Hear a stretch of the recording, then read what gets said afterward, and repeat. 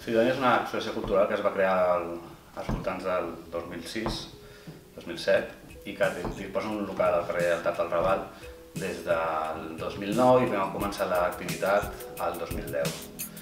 És un espai polivalent, tenim una programació de dijous a diumenge i engloba diverses activitats, des de teatre, cine, concerts, exposicions, tallers. Tenim al voltant de 8.000 socis.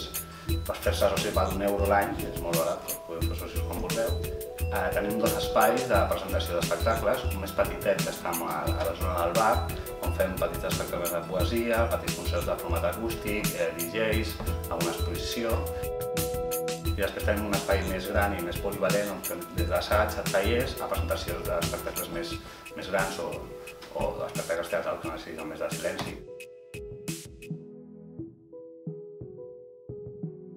La nostra relació amb el Raval és una relació absolutament natural. Jo soc veí del Raval, la gent que hi treballa també, les propostes que arriben moltes també, el públic també. Hi ha coses de tota la ciutat i d'europees i de totes les bandes, no? Però és una relació molt propera perquè també veïns venen aquí a fer assaig, el centre de gent gran també fa assaig aquí a vegades de teatre, estem implicats en tots els projectes de manera cultural, també amb l'associació de veïns, l'associació de comerciants, i a més que sentim el barri com a nostre.